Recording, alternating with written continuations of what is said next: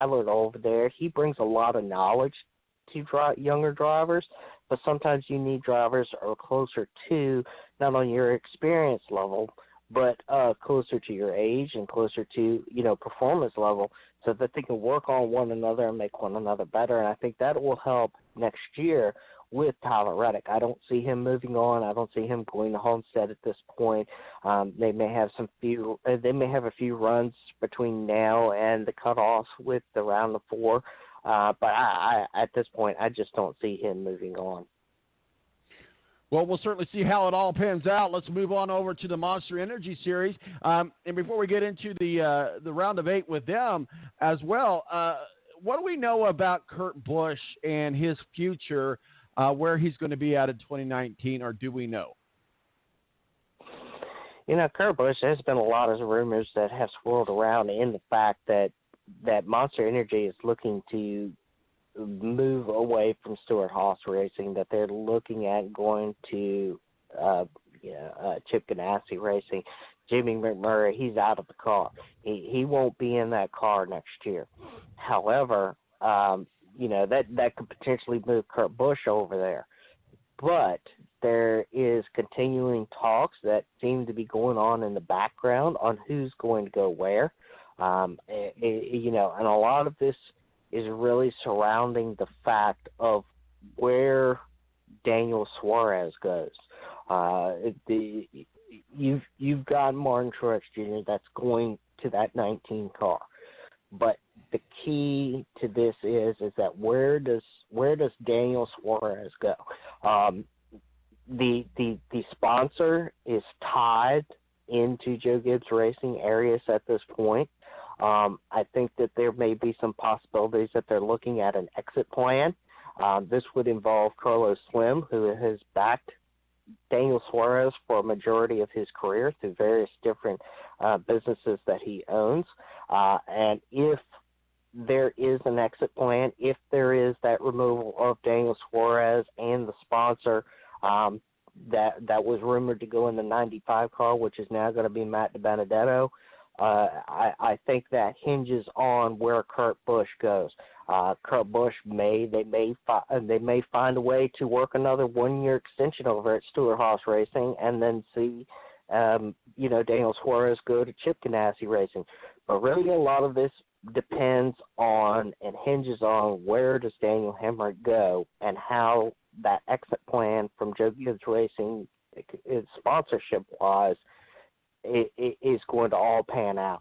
So I think there's a lot of things that we're still waiting on. There's a lot of rumors at this point, but that's what's going on now. It's very silly at this point. Well, we're in the round of 8, if you will, and as we go into Kansas, and certainly the round of 8 is pretty cut and dry. You've got Eric Armadella, Chase Elliott, Kevin Harvick, Kyle Busch, Joey Logano, Kurt Busch, Clint Boyer, and Martin Truex Jr. Certainly Martin Truex Jr., the defending champion. Our eyes have been on Kevin Harvick and Kyle Busch all year long, but it looks like Chase Elliott, man, he's making a sprint to the finish. Yeah, Chase Elliott, he's won. He just won again just a couple of weeks ago for the second time this year. I think between the two of between him and some of the others that are up there, we've they run their course up, honestly at this point. From this point on out, the next 3 out of 5 events that we're going to are going to be 1.5 mile racetracks. That's where the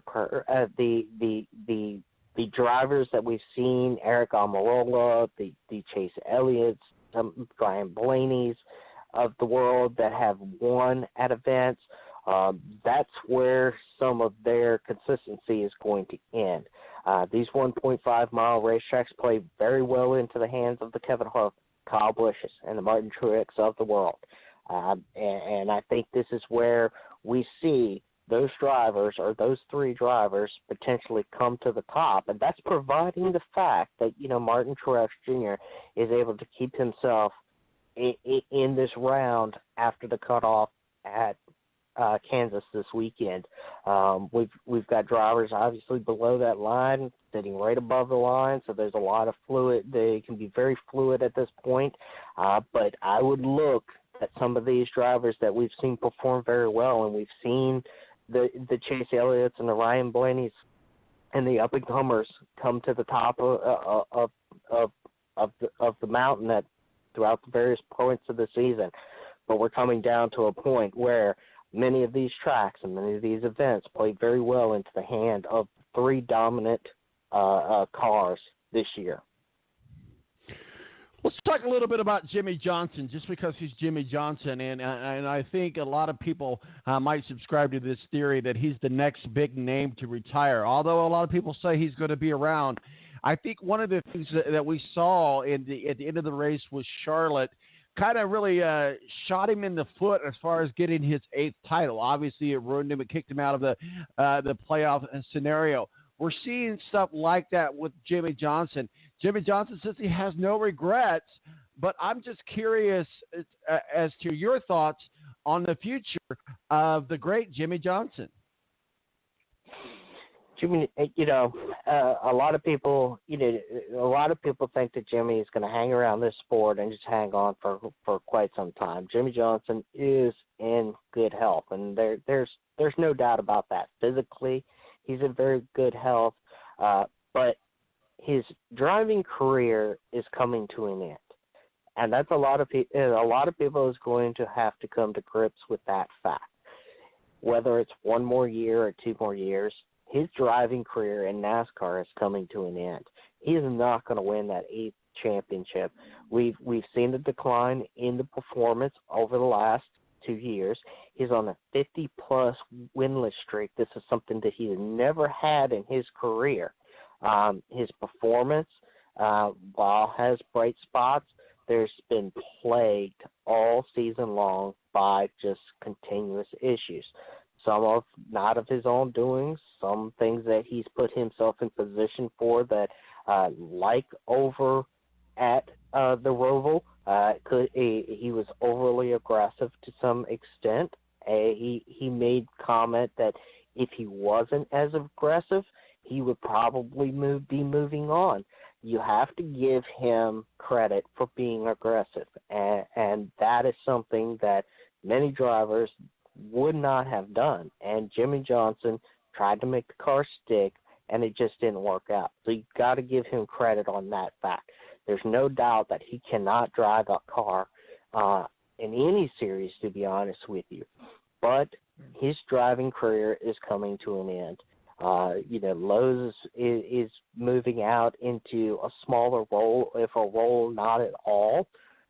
He's had them on the car for the last about 15-plus years that have funded his career in NASCAR on various levels, the Busch Series and now the Monster Energy Series. But at the end of the day, he's going to have a place in this sport, but it's just not behind the wheel of the car, and that time is coming to a close. Yeah, I couldn't agree with you more, and I think that's what everybody are talking about. And certainly we'll see what his next role is, and obviously, drivers might get out of the car, but they don't ever go away from the races. So let's talk a little bit about the starting lineup in our final few minutes in our segment. Joey Logano gets the pole out there at Kansas. Certainly Logano can clinch a spot in the next round with just 35 points, and then you got Kevin Harvick, Stuart Haas Racing, Eric Almadala, Ryan Blaney, Brad Kolosky, Eric Jones, Kyle Busch, Daniel Suarez, Denny Hamlin, and Alex Bowman, and Kurt Busch round out the top 11. I think it's interesting yet again this week that, Kansas hasn't been a track that we've seen as many Fords sitting on the top as we have, but we got 5 Fords in the top 5, 7 in the top 10. This is something that I don't know what Ford is doing at this point. And mostly I think this is being led not only by Stuart Haas Racing and Penske. They've made a change somewhere in this car, or the way that they're working with these cars to perform much better. And we've not seen that. we've seen the Martin Truexes and the Toyotas of the world really come to the top of the top of the cream of the crop at Kansas. But this gives light into the fact that these guys may not be the cream of the crop coming into Kansas anymore or throughout the rest of the season. Eric Almirola, he's running yet again this weekend. Kurt Busch is, he's 10th, although that doesn't mean anything. I think you'll see a lot of these cars start working together yet again like we did at Kansas. But I think there's going to be some surprisers, to be honest with you. I think some of these drivers are really going to become more aggressive at this point. But some of the teams seem very disorganized at this point. Joe Gibbs Racing last week at Toyota seemed very disorganized. Denny Hamlin said as much, that they were kind of disorganized, not only the Joe Gibbs Racing camp, but Toyota overall was disorganized. Where Ford, all of them are starting to work together. Chevrolet has had a very lackluster season, unfortunately, and especially at these plate tracks. While Austin Dillon may have won the Daytona 500, it's been downhill from there. But I think we're going to see this weekend, we're going to see the three usual suspects out there. I said earlier that, these 1.5-mile racetracks, they play right into the hands of the Kevin Harvicks, the Kyle Busches, and the Martin Truexes of the world. And some of these have more to lose than others, and Martin Truex is one of those at the bottom of that list that, they have more to lose. He's got to get up there. He's got to get as many points as he can get. He just cannot wait around. And unfortunately, sometimes being overly aggressive and trying to work yourself into an event or into the next round could cause disaster also at the same time. Same way with Kyle Larson. Kyle Larson is way underneath that cut line with the points. He's almost a whole race out. His only pathway to moving on is either win tomorrow in Kansas, or he's going to be shut out in a championship run. Steve Wilson, Editor-in-Chief of Speedway Digest, our official NASCAR contributor. Always appreciate your wealth of knowledge. We're in the round of 8 into Kansas. Appreciate you joining us today. Any final thoughts or words of wisdom as we get ready for Kansas? I think it'll be an interesting race tomorrow. I think it'll be an interesting race today with the Xfinity Series out there. You guys can follow us on Speedway Digest, at Speedway Digest on Twitter, Facebook.com /Speedway Digest, and SpeedwayDigest.com. Brett Wenningham is out there this weekend covering everything from the ARCA Series Championship last night, in which Sheldon Creed won the 2018 championship, the Kansas Lottery 300 today, and the Hollywood Casino 400 tomorrow. All right, buddy, we look forward to following along with you, and we'll catch you again soon here as we get it. We're getting closer to a championship. Steve Wilson, Speedway Digest, have a good weekend, sir. Thank you. You too. Take care. Steve Wilson, our official NASCAR contributor, Editor-in-Chief of SpeedwayDigest.com, breaking down the round of 8 as we get closer and closer to NASCAR champion. My name is tom-marquis. Standing by in our balanced green room is Rick-riggin, our executive producer and host of Breaking Rank. We're going to be breaking down some college football action. Notre Dame on a bye, but that doesn't mean that other teams are not. My name is Tom-Marquis El Presidente. 917-889-8516 is our digits. Stick around. I might hurt yourself. Known to give the color red the blue. Woo, shit. I'm a dangerous man with some money in my pocket. Keep up. The Air National Guard is a reserve component of the United States Air Force and serves alongside active duty Air Force members in times of a national crisis. In addition, the Air Guard serves the state and local community in a wide range of capacities. The reason people join the Air Guard is as diverse as our members and includes such reasons as a deep desire to serve their country, money for college, travel, new job skills, and the pride that goes along with belonging to the greatest military organization in the world. I joined because I felt a calling to serve my country, but I didn't want to be far away from my family, so the Indiana Air National Guard was a perfect fit for me. With over 95 different career opportunities to choose from and 100% paid college tuition to any state-funded college, why not give us a call? Call 1-800-841-3103 or visit online at goang.com to find out more. Again, that's 1-800-841-3103. The Air National Guard, guarding America, defending freedom. It's double trouble, double the fun at African Safari Wildlife Park in Port Clinton, Ohio. See the largest antelope on Earth, the giant eland, and the ugliest creature on Earth, the African warthog. There's so much to see and do, including